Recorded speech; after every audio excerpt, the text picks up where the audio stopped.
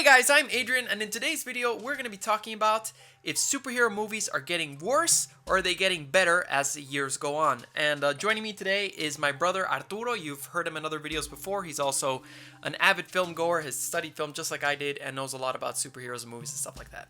So we're going to be kind of like jumping between decades and talking about different movies all at the same time, so it should be fun. So we would like to start off by saying that in general we think that Marvel movies are really well made, they're really entertaining, very high quality movies, and we love seeing them. And obviously it goes without saying that in terms of the action scenes, I mean what we're getting today was just not possible 20, 30 years ago with superhero movies. I mean, the end battle of Man of Steel would have been impossible. Superman versus Zod, what we saw was like absolutely amazing. And in terms of the visual effects and the action scenes, that just continues to be better and better and better. And that's why, I have an entire series of fight scene breakdown dedicated to that. But the thing is that we're going to try to delve a little deeper and really analyze like what is going on in terms of the storytelling. We do feel that in terms of the storytelling, it has been getting progressively weaker or lazier or just not as inventive as it used to be. Yeah, you used to have these very powerful narratives with movies that we'll talk about in the past. And now it seems that a lot of the studios are trying to play safe with the narratives. And they're turning into the Saturday morning cartoons that we used to watch, where each movie just kind of flows into the other. None of them are truly standalone movies, and that's what's really hurting the superhero movies of today. They may look better, but they don't exactly play better. I think that thing of a standalone movie. Yeah. What's funny about that is that prior to Marvel, that term didn't even really exist the way that we use it now. Every movie was a standalone movie. There was no such thing as like, oh, it's a standalone movie. I mean, I know we use that now in our everyday vernacular, but prior to Marvel creating the system that all the movies are linked together, you didn't have to clarify whether or not the movie was a standalone. Like the movie would function by itself in its own little world and just be a good movie by itself. Well, that's what a movie's supposed to be. Yeah. Because even if you look at movies outside of superhero films, take Terminator, Terminator 2. Each of those, they tie in together, but they're both their own movies. So even sequels are supposed to be their own movie. Yeah, it's like a great sequel is one that is just as good that you have never seen any of the other movies, it's even better if you saw the previous movie. Like, it's funny because, bringing it back to the superhero movies, when we saw Captain America Civil War, and we had obviously seen all the other Marvel films prior to it, and we thought it was amazing, right? And we saw Batman vs. Superman, and we have very conflicting opinions about that. We'll get to it. But we both agree wholeheartedly that Civil War was a better overall film, right?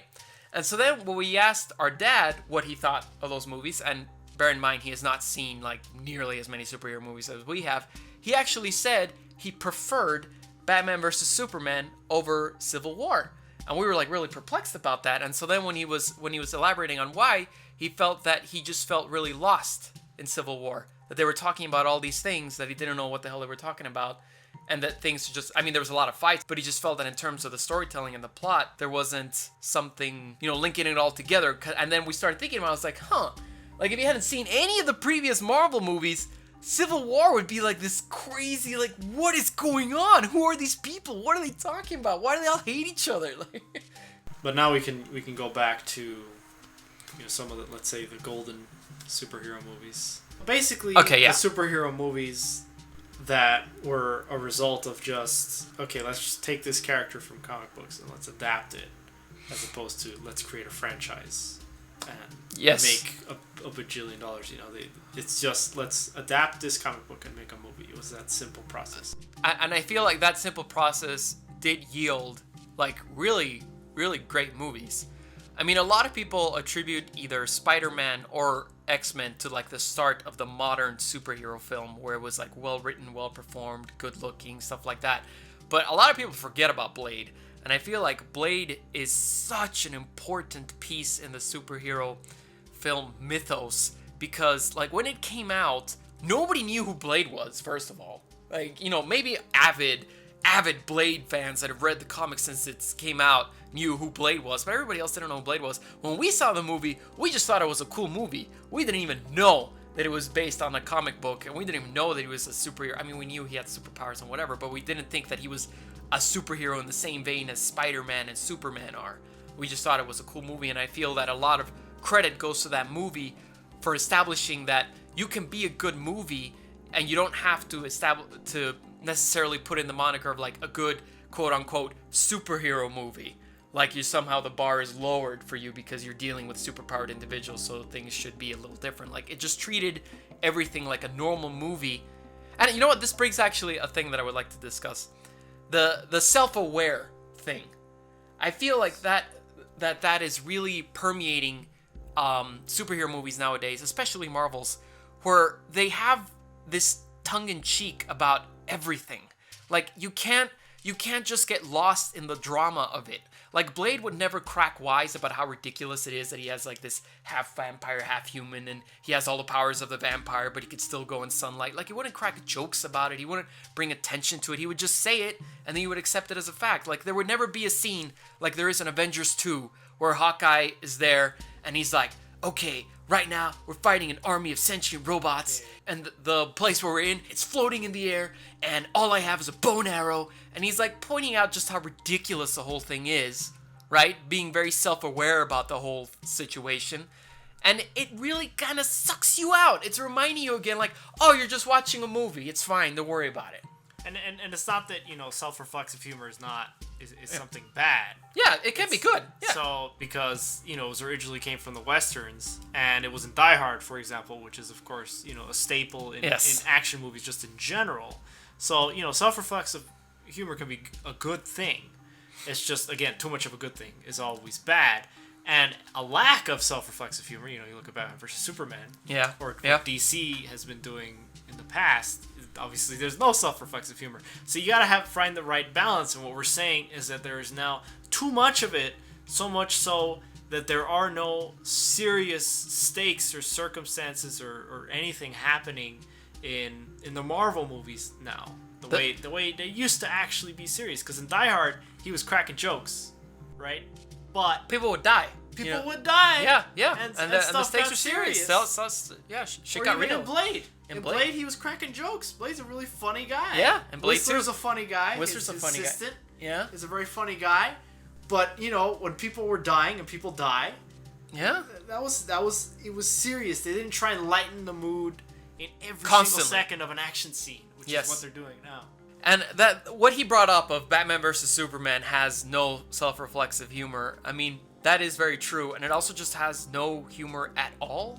There is one joke in that movie, and it's the one when Batman rescues Martha, and he's like, oh, I figure you his friend, the Cape. That's the one legitimate good joke that when we saw it in the movies, we saw it twice, it actually produced laughter in the audience. All the other jokes were kind of like, they were there, but they really didn't evoke any sort of response. And the, is she with you? I thought she was with you was spoiled in the trailer. So, I mean, no one could really laugh at that because everybody knew it was coming. But yeah, it's weird how Batman vs. Superman just went so far to the other side of the spectrum, taking itself so seriously and making everything so slow and plodding and sad that it's a chore to get through that movie. We've tried to watch it several times, and sometimes you just end up fast forwarding because it's just such a downer. And then it's 25 minutes of good stuff. Yeah, it's got great action because Zack Snyder is a terrific action director, and I mean, as I have extensively analyzed the Batman warehouse scene, it's brilliant. But as a movie as a whole, there's just so many problems to it. But I mean, I don't want to go into Batman versus Superman. Let's go back. Another thing that should be addressed too is how the lack of stakes are really hurting the superhero movies now. In that, I think Civil War was also a great example of that. In that, yes, we got an amazing, awesome airport fight scene that everybody was raving about, and it's still spectacular to watch. But what was kind of silly about all of it is that there were really no stakes. There was just a bunch of superheroes playing around. We knew nobody was gonna die, and even Rhodey, who totally should have died, did not die. And as I discussed in the other video, Captain America didn't kill Iron Man. Iron Man didn't kill Captain America. And they were all friends at the end when he was like, well, I'm kind of somewhat of a fugitive right now, running around with my pals, but if you ever need us, we'll be back. And then the one, it was like, okay, so he doesn't kill Iron Man. And then in the end, everybody's in prison, right? So there's a lasting effect. But no, Yeah. Captain America comes in and frees everybody. So we're back. All the characters are in the same place they were at the start of the movie. Yeah, they're just got a little training. They just got a little training, and they're a little further apart. And now instead of going to another office to see Captain America, you have to call him up and be like, "Hey, man, I need your help. Yeah. Bring your team." He's gonna now be like, "All right, cool, man. I'll be right there." Now they had bad blood. Yeah, exactly. Like it's just it's silly. As good of a movie as Captain America: Civil War is in terms of the stakes, like they went to places in terms of the dialogue that they have and like the situations they presented. That was like serious in tone and like addressing the repercussions of like the superheroics on the common everyday people. Like that was cool, but in terms of lasting repercussions of the movie, there were none. And like let's talk about Guardians of the Galaxy. My brother has a lot to say. The Guardians of the Galaxy, it's a funny movie. It is. There's funny people in it. They're all, the main guy, Chris Pratt, he's very funny. So there's great characters. It's a fun story. But oh man, this is where everything is a self-reflexive joke. I mean, Chris Pratt is like a walking joke machine throughout the entire movie. So Guardians of the Galaxy actually has the problem with the villain, which villains have been getting progressively just... Oh yeah, absolutely worse and worse. Yes, that's another thing. Yeah, they've been getting the so villains have bad. been getting so bad. And so hokey. And no, it's funny because they're not only getting bad in terms of as a character, how in depth they actually are. They're getting bad also visually, so they're completely unoriginal in terms of how they look. Yeah. So you have the bad guy in Guardians of the Galaxy, typical like a 4-year-old could draw the concept art. Yeah. For that the way hooded he looks. blue thing with like the mean eyes and yeah. And then his lines. What is he? He wants to take over the world. He's got to take over the world. You could put that guy into Thor: The Dark World. Switch that. I'm thinking about what that guy looks like, and I can't even think about what he looks like. Because what the same guy. What the bad guy looks like. It's the same bad guy. He Thor: looks the Dark World. same, and he says the same lines. You could take the lines out of Guardians of the Galaxy. Yeah. And put them in Thor 2, and they're the same. There's the same guys trying to take over the world. So the villains in the Marvel movies really, and I mean other people have actually pointed this out as well. It's just they have definitely just gotten really, really bad. Yeah. And maybe the reason that they've been getting so bad is because of this thing that we're hitting, that it can't be serious. Because in order to have a good villain, that means he has to actually kill people, and there has to actually be real stakes. And he has to be sympathetic as a villain. You have to understand his motivation. You have to understand why is he a villain. Like you look at the villains from the early ones. We're going back to the early 2000s. Like Doc Ock, right? Dr. Octopus. You understand his like obsession to create this thing to make it work. And when this thing snaps up, and then the arms basically kind of take over his brain, then you understand why he's so intensely obsessive over making that thing work. Even threatening all the lives of the people that live in New York City to build this little contraption. Or Magneto, which is a really, really well-developed villain in X-Men and in certain other X-Men movies. And you completely understand his point of view, and you understand why he's doing the things that he's doing. Like, I feel like that has kind of been lost now. Or even X-Men 2, Stryker. Yeah. Stryker was fantastic in his motivation to go after mutants because he saw his son as like this freak of nature that caused his wife to kill herself. I mean, that's intense, real motivation. That makes a memorable villain. Yeah, because if we go back to, the Saturday morning cartoon thing, you can't have villains that are understandable. Yes, good and evil. You need the good and evil Disney thing. does not want kids to question morals, question circumstances. What is good? What is evil? Who is the true hero in this movie? That guy isn't all too bad. Why are they killing him? Or why is he defeated? Right? I understand his plan. They don't want... It's funny that Disney, having made such amazing villains in the 90s, these evil, understandable villains, the really great villains suddenly now all the villains are just really bad. I mean, I guess the exception right now, I feel, in the Marvel Cinematic Universe is Loki, but he's turned into such But Loki was never really a villain to begin with. well, I mean, like he's about like technically the villain of Avengers. I know, but even if you look at Avengers, they capture him, right? And then Thor goes and takes him. Loki doesn't really do anything but crack jokes. I mean, yes, he wanted to be captured, but I mean, as a villain, Does he do any villainous things? He truly never really hurts anybody. It's the same thing with Ultron in Avengers 2. Exactly, yes. Oh man, Ultron. Oh my god, like he had the potential to be very frightening because of just the way he looks and what his thing is. But then James he Spader. had a good start. Yeah, he had a good start, but then James Spader just goes so 110% James Spader, and Joss Whedon goes 110% Joss Whedon, and he becomes like this walking comedian. And then you really think about his heinous, evil things that he did in the movie, and he really didn't do that much. Yeah, he lifted the thing at the end of the movie, but that was it. Like, he just, you know, a little He sliced that guy. He even sliced that guy's arm off. Because he couldn't kill him, because that guy's gonna appear in another movie. Yeah, See? yeah. No one can Yeah. die. No one can die. Not even that random guy. Yeah, because In the that guy. So Andy Serkis' character, when he cuts his arm off, that is actually going to become a mainstay Black Panther villain. That's what they were setting up, so that's why he couldn't die either. So that's another like thing of the inherent weaknesses of modern superhero movies. Also, X-Men Apocalypse. I mean, the villain, the titular villain of Apocalypse is such a hokey, silly Ivan Ooze villain. And he doesn't. I mean, let's take over the world. Let's. I would cleanse the world and build a better one. The man's first action, his first major action as this big apocalyptic villain, is world peace by destroying all the nukes.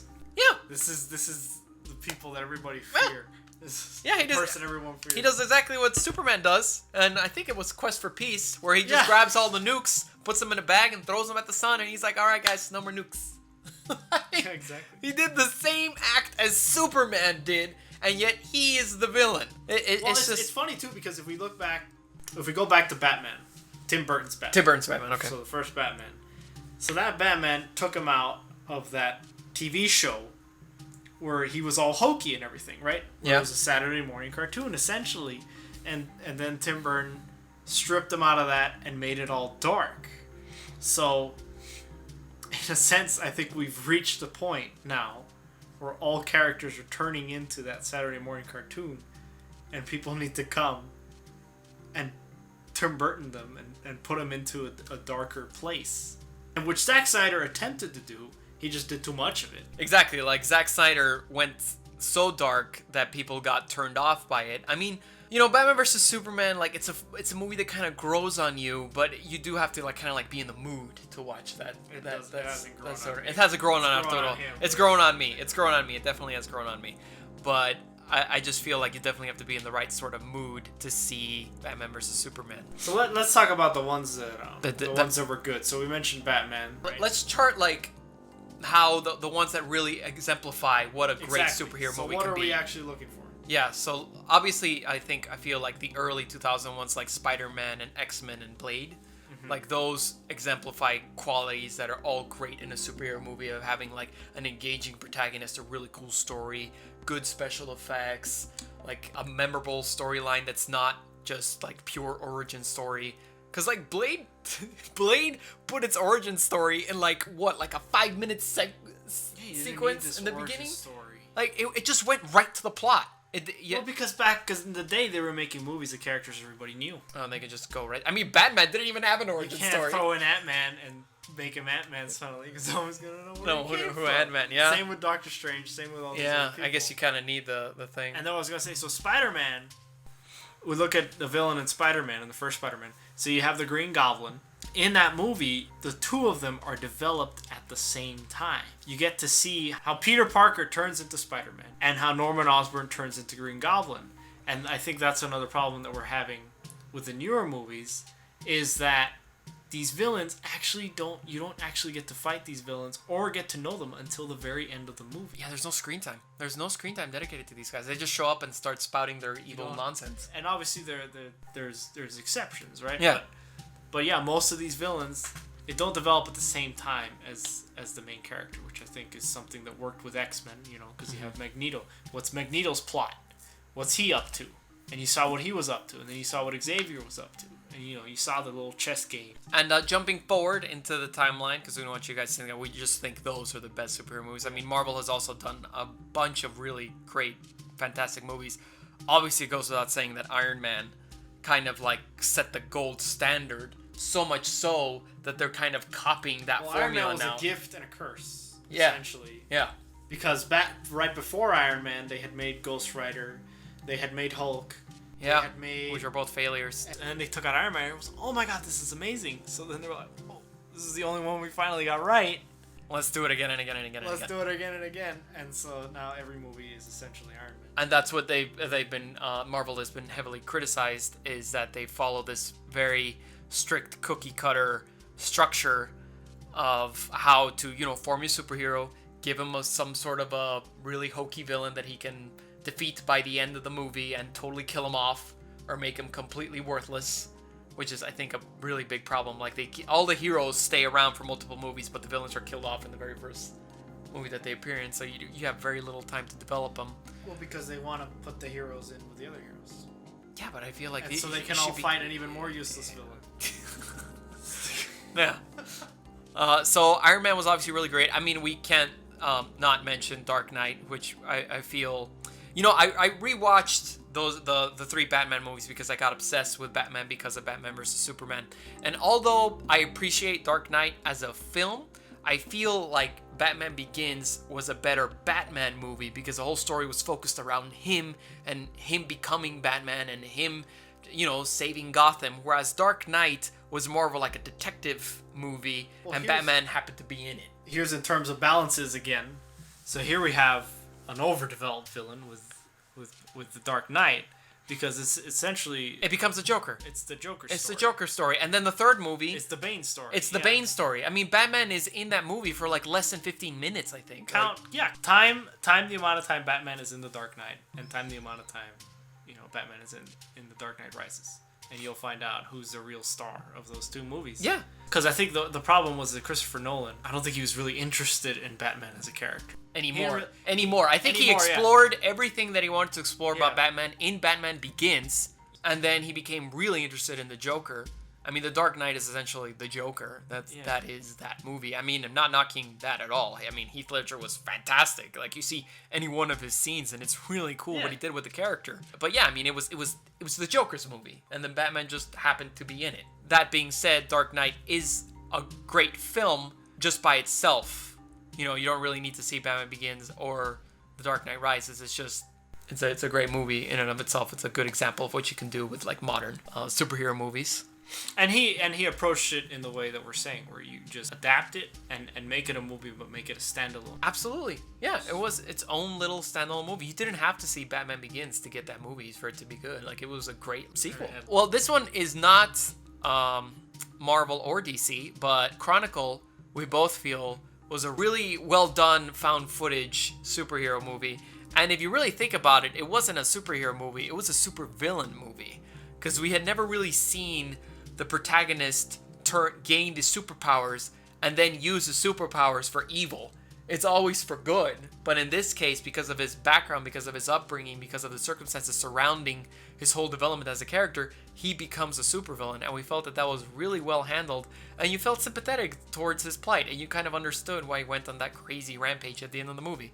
Really well done movie. And it's a shame that the director then went crazy and did Fantastic, and that came out so terrible. But Chronicle by itself, we both feel, is like a great superhero movie, and it shows how, I mean, you really couldn't have had a movie like that back in the early 2000s. I don't think there would have been a market for that sort of thing. I guess Avengers is really great, but it also kind of starts showing the Marvel effect on things. It's because of Avengers, really. I mean, Avengers is a good movie. Avengers brought about everything bad about movies now, all the superhero movies now. Had it not been for the Avengers and the success and the success tremendous of Avengers, we would still have basically normal superhero films. The Avengers finally demonstrated to the world that this kooky idea of having a bunch of movies that connect with one another, like they were TV episodes, actually works. I remember thinking when they announced it, oh, this movie's coming out in 2012, and it was back 2008 or something.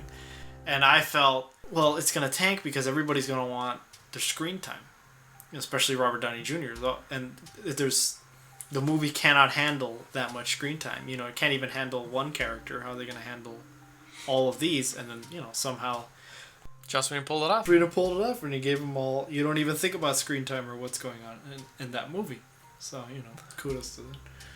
It worked really well, but as the downside of that is that set off this chain reaction with everyone wanting to create their shared universe. That's why DC was like, oh, we need to do our shared universe, and we're going to do it outside in by taking out Batman vs. Superman, which crams all these characters that you've never seen before, but they're all in this movie right now because we really want to take out Justice League next year instead of building up throughout the course of several movies. Transformers as well. Now it's going to do a shared universe, even though they don't need to. They could just Studios think shared universe equals more money, when in fact it's still just a good action movie equals a lot of money.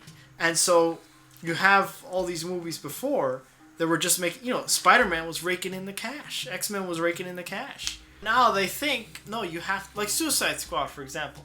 You could really just do Suicide Squad. You really don't have to do Suicide Squad. Just do the story of Harley Quinn and Joker, which is what I really wanted to see. We all wanted to see that. When we saw that Joker flashback with Joker at the nightclub and Harley Quinn, and then they escape and Batman goes in. Yeah. Even my brother was super interested in that. I like that. And then you see Batman, because you've never seen that. No, that's awesome. You always get to see, you know, the Joker at the end, the master plan, and you never get to see like this dynamic that the Joker and Harley Quinn are people. What do they do when they're not trying to kill Batman? Yeah, What that was What are pretty these guys interesting. doing? Yes, you're right. That was Right? like they seemed more like living, breathing people rather than just these villainous characters, right? Yes. That are out to stop or kill Batman or whatever. They're just there existing, and Batman pops in. Like, that was awesome, and we both would have loved to have seen a movie that just focuses on those three people.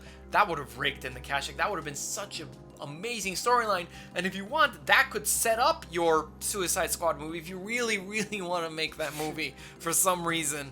Like, I just feel like... But that's the other problem too, is that, you see, Marvel, it always made sense to put the Avengers on screen, because even the B-list characters of Marvel are more popular than some of the A-list characters Of DC.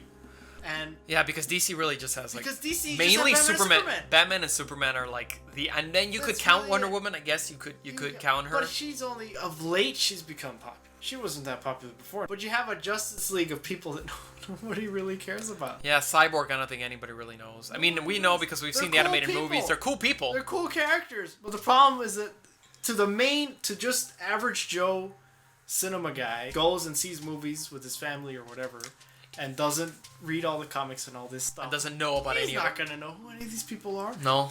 And he's not going to be interested in any of them. But at least, you know, with Marvel, everyone knows who Hulk is. Or Spider-Man, or the X-Men, or all these people. But the important thing that Marvel did is that they gave him their first movie. You know, because like people knew of Captain America, but perhaps they didn't know what he really represented or how he was different than Superman. You know, back in the day, kind of thing. So that's why they took out their Captain America movie, and I felt like DC is really sorely lacking those standalone movies that people aren't going to want after they see them all together. Because that's the thing that's starting to happen now with the Marvel Universe, is that once you see them all together, you always want to see them together. You don't want to see just the story of this guy anymore, because it's so much cooler when they get to interact with one another. Deadpool, for example, it's an interesting movie is because it's essentially the entire thing is Self-reflexive humor. It's self-reflexive humor because he's breaking the fourth wall, which Yes. is what he's supposed to do.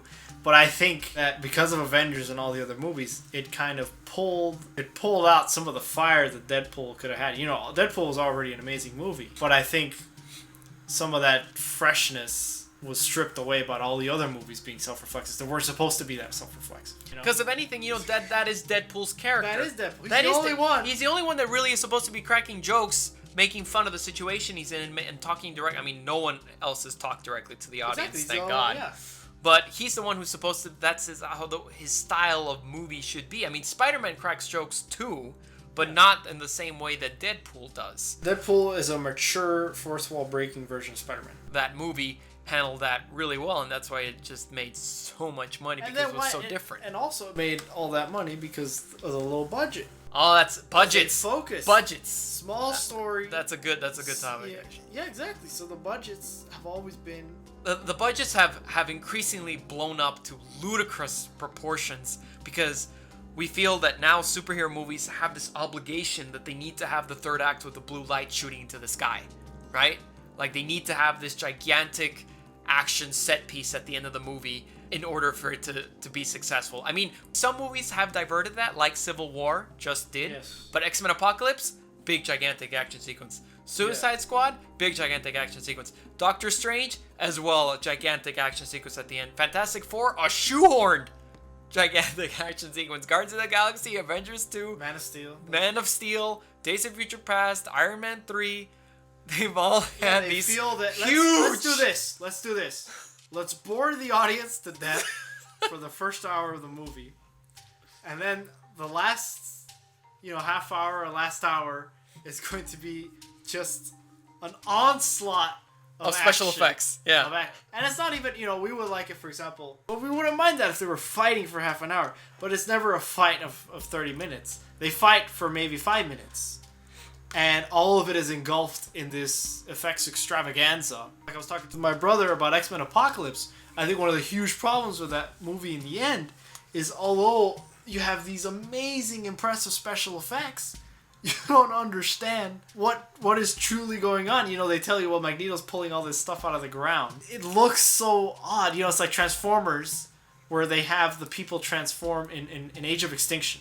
Oh, the particle thing. The particle effects. transformation. Yeah, right? They're not even Transformers anymore.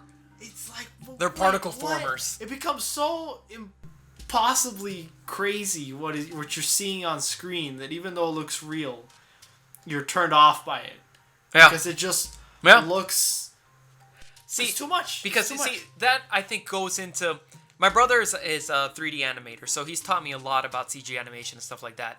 And we feel it's an unfortunate attack when people say, like, oh my god, there's so much CG, therefore it is a terrible movie. No, that is not the case. It's how you use the CG and how much of it is there to tell the story and how much time you give the animators to do that CG. So when you have these gigantic carnage sequences, destruction sequences, I should say, like in X-Men Apocalypse, that these entire cities are being destroyed and things are falling down and all of that, like, it will mean less if there's really no context to it, if you don't see people reacting to it, if it's just random CG carnage, because it just loses its impact. Because there's so much of it. Because the heart of an action scene, in our opinion, is really the fight. Yeah. That's the heart of an action scene. Because what is the purpose of an action scene? The character wants to acquire his goal, which is usually to destroy the villain. Yeah. And the villain is obviously fighting him to prevent himself from being destroyed. So that's your conflict. That's your main thing that's going on there. And all these scenes focus on everything but that. The main struggle is the hero and the villain fighting. Finally, this is the climax of the movie. They're supposed to be fighting. And if you have a movie with an amazing fight, take Transformers 2, Revenge of the Fallen with the forest battle. The forest battle, right? So there, yes, they're fighting amongst trees and everything, but in a way, it's a better battle than the first Transformers battle, because you don't have the distraction of the people. You don't have the distraction of all the buildings toppling and all the stuff, and you have to cut to explosion and all this stuff. That fight, it all just flows really nice. There's no cutaways. That's why there's no cutaways. Yeah. Because they're just focusing on the fight, and there's not all these explosions. And that's what's happened a lot. I mean, we're veering a little bit off superheroes, but that's what's happened with Transformers, in that they keep focusing so much on these human characters that nobody cares about. And, like, we all go see Transformers to go see the robots transform. We could care less about all the human people. Like, I mean, honestly, like Mark Wahlberg. They die or they don't die. Yeah, like, whatever. Like, I just want to see Bumblebee and Optimus and Grimlock talk. That would be awesome. Megatron would be awesome if he would finally come back. Hugo Weaving. But anyway, returning to Marvel, another movie too that would be interesting to bring up is Amazing Spider-Man 2. So when this movie came out, my brother and I really enjoyed it and stuff. And then over the years, we've seen it again, and the thing, what's so sad about Amazing Spider-Man 2 is that there's a really good movie in there, but it just killed itself because of what happened with the same thing with Iron Man 2. It tried so hard to be part of that franchise building universe instead of just being a good movie that it ended up killing the franchise. By focusing so far ahead in the future, they couldn't even focus on their own movie and make a good movie, and instead plant all these random scenes. So a lot of you don't know. So Sony was actually planning on making an Aunt May spin-off movie. So this is why in Amazing Spider-Man 2, we keep cutting back to Aunt May in the hospital. And her saying like, oh my god, so much drama. How am I And gonna then pay the bills? and the best scene of all, before that, when Peter's gonna go do his laundry and Aunt May's talking on the phone. He's like, oh, I don't know what I'm gonna do. And then Peter's like, oh, who was that? And she lies. Oh my god, Aunt May's keeping secrets. Oh no, the drama. So then we're gonna make a movie About Aunt May. about Aunt May. And here we go. So here's the thirst for the cinematic universes. Yeah. You know, just going so bad that they want to make a spin-off on Aunt May. Also think we should highlight that Winter Soldier is a really, really good movie. It's funny because, like, since Captain America came out and we both saw it, Captain America the First Avenger, we thought it was okay. We didn't think it was that great. So that caused us to skip over Winter Soldier. And then once we caught it on home video, like, we were just both blown away by how good a movie that was. I mean, that was just like a straight up spy thriller that happened to have a superhero in it. It was really well made. It really demonstrated the power of a film to make a character cool. Because before then, we thought Captain America was okay, but after seeing the Winter Soldier, like, wow, that just absolutely elevated him to a completely other level. A good movie too to bring up would be Dredd, and the reason why is that Dredd, I feel like, shares a lot of similarities to Blade, in that it's also like a hyper-violent, takes itself seriously, no nonsense kind of action hero, right? And I mean, he's not really like a superhero, I guess. He's just a comic book character. But it's kind of sad that never found its audience the way Blade found its audience, because I feel like people have been so conditioned to the Marvel formula that by the time something that like Dredd shows up, that people just kind of like, I don't know how I feel about this. The guy's not funny enough, or I'm feeling a little queasy about all this violence and like taking itself seriously kind of thing. Like, and Dredd was just a good movie. It was a good action flick. It was like, you know, your typical Die Hard sort of structure where you like contain it to one building and you tell your whole story and it takes place in that building. We keep going back to some action movies that are not superhero movies. But, you know, something that is very important to know is that, you know, superhero movies copy the same structure as action movies, which copied the same structure of Western movies. So they all come from the same root. And the thing is that if you follow the route, obviously, you know, you can change a few things and innovate.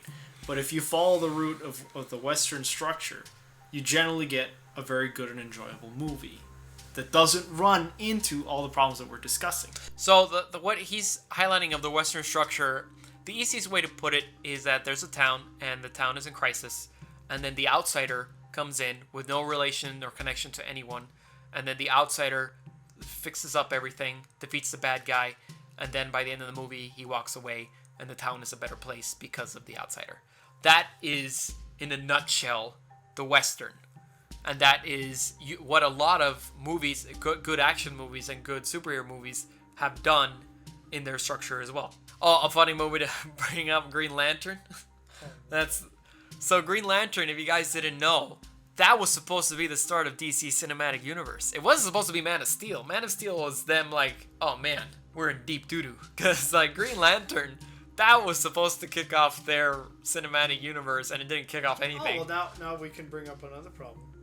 So Green Lantern, one of its main issues was its length. Yeah.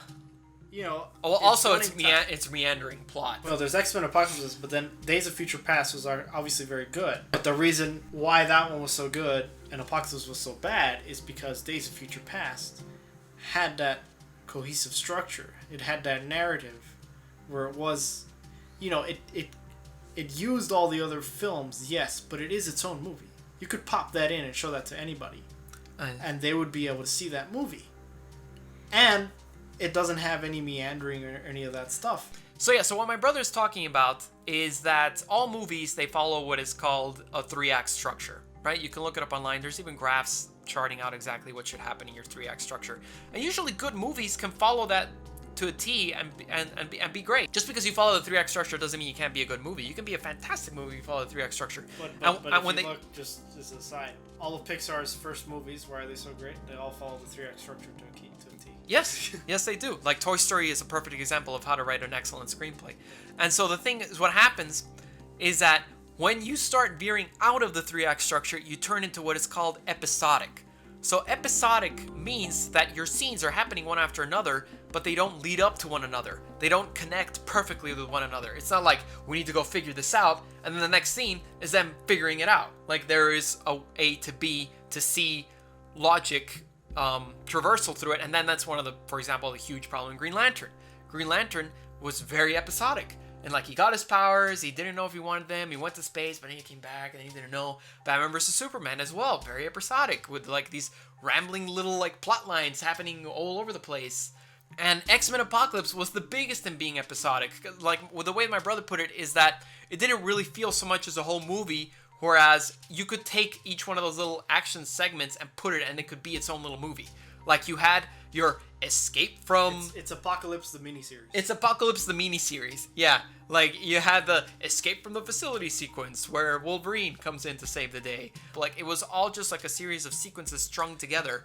And the thing is that an episodic structure isn't necessarily a bad thing. It can work. It comes from art cinema. And what an episodic structure, it gets its strength, is a reflection of your character. That is why it is that structure. So if you're most of the episodic films that were really good are because that character is a meandering character. Conflicts are usually just internal within the characters themselves. With them trying to figure out who he is or where he belongs in the world or what he's doing with his life.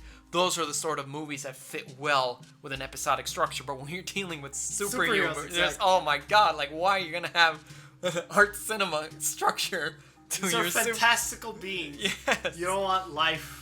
It's like a Spider-Man movie, just Peter Parker doing homework. It's a big criticism that was given to the Wolverine. It was a really cool movie up until that point where he like decided to slow down and become a little romance movie. It was just him romancing the girl, and it's like, what are we doing here? What is going on? Oh my god! The thing I guess we should point out is we both do not enjoy when superhero movies rely on the clutch of taking away the superhero's powers as a way to put in conflict. And yes, Spider-Man 2 is a great movie, and it did do that, but it didn't last the whole movie. You know, there was a purpose to it. And there was a purpose to it. Yeah. Because there's a difference between you just doing that just so that you can do easy storytelling as opposed to, oh, this is a reflection of him not wanting to be a superhero anymore. That's a whole different ball game. Yeah, because they did that again in the Wolverine, and I felt like that was like, oh, really? We're gonna get our second Wolverine movie, and he's not even at full force. He's a superhero. You know, nobody wants to see your superhero not fight at his peak. At 100%. If you have to weaken your superhero in order to have an interesting fight, then your villain is not powerful enough and not good enough. Yeah, or your story is not the right one. Yes. Like, it's just like, that was a big problem we had with the Thor movie too, the first one. We were like, really, guys? Like, I remember I saw that movie, and the first 10 minutes, I was like, I am going to have an amazing time with this movie. Thor is fantastic. I've never seen him before. He is so cool. Can't wait to see more of Thor. And then 10 minutes later, his powers are gone. And I'm like, oh, what? And he doesn't get them until the very end of the movie. The very end of the movie, he gets his powers back. It was, oh my god. Like, man, do I hate it when movies do that. It's like what my brother just mentioned, the Metroid thing. Where like in Metroid games, you start off with all your powers, and then 5 minutes in, something happens, and then you lose all of them. And then you have to gain them back again. So yes, so our conclusion is essentially that superhero movies are getting worse. Not in terms of visuals, but definitely in terms of the narrative. And the reasons are because, one, too much self-reflexive humor. Yes. Not taking themselves seriously enough, I guess that goes. Yeah, goes along with it. Not taking themselves serious enough. Trying to build the franchise rather than making their own good movie. A standalone, right? Weak villains. Oh yeah, focusing on the fight. When you have an action scene, not putting everything up until the very end, but splitting it into different parts throughout the movie, pacing it. When you are making the superhero movie, to approach it as just making the movie, you're just adapting the comic, and that's all that should be on your mind, not everything else. And also the lack of stakes. That the stakes Yes. are getting increasingly harder to do because you know that. Oh well, I guess you know what we should bring that up. In that Marvel thing that they started doing of announcing the movies they're going to make for the next 4 or 5 years. Oh yeah. Oh my god. Like the only thing that led to is this mentality where you're constantly expecting the next one. When you're watching the movie, you kind of know what's going to happen already. It was the same thing that I mentioned with the Iron Man Captain America video, in that we were like, "Oh, do you think Captain America could kill Iron Man? That'd be crazy." And then we were thinking, "Oh no, but they just confirmed Iron Man is going to be in Spider-Man Homecoming, which takes place afterwards, so no, he's going to be fine." So that sort of thinking just kills the stakes, because you know who's going to make it and who's not going to make it way ahead of time, because they already reveal all the upcoming movies to you. And it just gives a lot of pressure onto other studios to do the same sort of thing of revealing their giant slates. Well, they don't have to. They don't have to, but they do it because Marvel did it. What they're trying to do to prevent the saturation of superhero movies is that they're spacing them out throughout the year now. So they don't just come out in the summer. They come out in January, Since January. in March, Yeah. in April, all the way up This until happened this year. December. Look back at the releases of the superhero movies of this year, and you will see that you basically had one like every other month. And they're doing this because back when the Westerns came out, it became saturated with Westerns. Nobody wanted to see Westerns anymore because there was too many of them. And all the studios went bankrupt. So the studios, in a sense, you know, they know their history, and they're saying, let's not do this again. And so they're trying to prevent the inevitable, because it will happen. That's what Steven Spielberg has been talking about. Yeah, they're trying to prevent the inevitable that the superhero movies are going to saturate the market. It's going to happen because they're all taking out all these movies, and audiences, maybe not us. Yeah, we'll people see that 'em. like superhero movies, but the average audience is going to get sick of them. I already have some friends that are getting sick of the superhero movies, that they don't even want to follow them anymore because there's too many of them. And so, you know, pay attention to how these movies are spaced out now. And there's only so much money in people's wallets to see these movies throughout the year, you know, or in families' wallets. Yeah, you start having to make choices about whether or not you want to go see the latest DC movie or see the latest Marvel movie. And the thing it's also getting really hard is that every studio now, instead of launching a superhero movie a year, they launch 2 or 3 superhero movies a year. At least we have gone past the era of truly terrible superhero movies that started saturating the market right after X-Men and Spider-Man and Blade kind of opened it up. Movies like Elektra, or the first Hulk movie, or the horrible Catwoman movie, or Daredevil, you know, the first Daredevil. Like, movies like that, fortunately, don't really get made. That are just like absolute turds of a movie. So in conclusion, it's kind of bittersweet what we're getting, because we're finally getting basically everything that we've ever wanted with superheroes, where they're all together, they're all fighting and all this stuff. The cost of that is that other things they're forgetting to do other things, and that's the problem with all these movies. They're getting so comfortable with the fact that it's going to make money because it's a superhero movie. So we feel that, yeah, it's bittersweet in that we're finally getting these awesome, amazing superhero movies, and so many of them too. But it is affecting things, and it is affecting the quality. The problem is that the better these movies do and the more money they make, the less the studios are going to realize what is going wrong. It's relying so much that superhero movies make so much money that they're forgetting what makes a good movie in the first place. Just ignoring the fact that you're putting in a big name superhero to your movie. Just make a good movie on its own. What do you guys think of the state of superhero movies? Do you think they're getting better? Do you think they're getting worse? What aspects do you like? What aspects do you dislike? Please let me know in the comments below. It's an open discussion. I'd love to hear your thoughts. And remember to subscribe if you'd like to see more videos just like this. And I've got a bunch of other videos about superheroes on my channel, so you're welcome to check them out. And you can follow me on my social media accounts at Godzillarex. And you can also help out the channel by contributing to my Patreon, and you can get exclusive rewards there. Thank you very much for watching, and see you guys next time.